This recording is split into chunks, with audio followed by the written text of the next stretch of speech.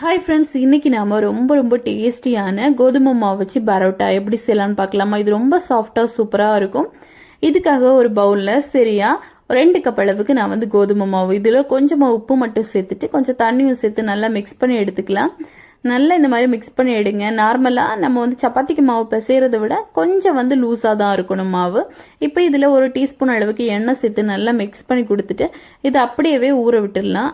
அதுக்கு முன்னாடி கொஞ்சமாக இந்த மாதிரி உங்களுக்கு எந்த சைஸில் பால்ஸ் வேணுமோ அந்த சைஸுக்கு பால்ஸ் எடுத்துகிட்டு கொஞ்சமாக எண்ணெய் சேர்த்து ஊற விட்டுருங்க.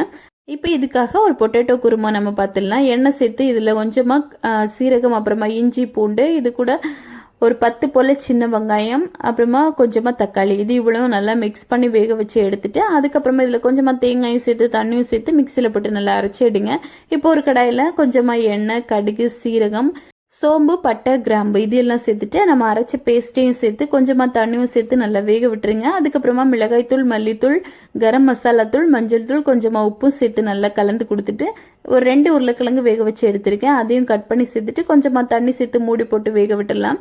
இது ஒரு 10 நிமிஷம் நல்லா வெந்து வந்ததும் கடைசியாக கொஞ்சமாக கொத்தமல்லி தழை தூவி இதை வந்து அப்படியே இறக்கி வச்சிடலாம். இப்போ வந்து மாவு ரெடி ஆயிடுச்சுங்க. இதை நல்லா வந்து கொஞ்சம் ஆயில் சேர்த்து நல்லா எந்த அளவுக்கு தேய்ச்சி எடுக்க முடியுமோ நல்லா தேய்ச்சி எடுத்துட்டு இந்த மாதிரி சின்னதாக நீங்கள் கட் பண்ணி எடுத்துட்டு நார்மலாக நம்ம இந்த பரோட்டாக்கு எந்த மாதிரி தேய்ச்சி எடுப்போமோ அதே மாதிரி நம்ம தேய்ச்சி எடுத்துக்கலாம். இது ரொம்ப சிம்பிள் தான். இந்த மாதிரி கை வச்சு கூட நீங்கள் தட்டி எடுக்கலாம், இல்லை அப்படின்னா கட்டை வச்சு இந்த மாதிரி உருட்டி கூட எடுத்துக்கலாம். இது அப்படியே நீங்கள் வந்து தோசை தவாவில் கொஞ்சமாக எண்ணெய் மட்டும் சேர்த்துட்டு 2 பக்கமும் நல்லா வேக வச்சு எடுங்க.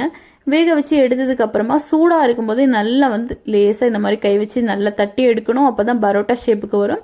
இப்போ அவ்வளோதான். இதை வந்து கண்டிப்பாக நீங்கள் வந்து உங்கள் வீட்டில் ட்ரை பண்ணுங்கள். ட்ரை பண்ணி பார்த்துட்டு எப்படி வந்துச்சுன்னு மறக்காமல் கமெண்ட் பண்ணுங்கள். தேங்க்யூ.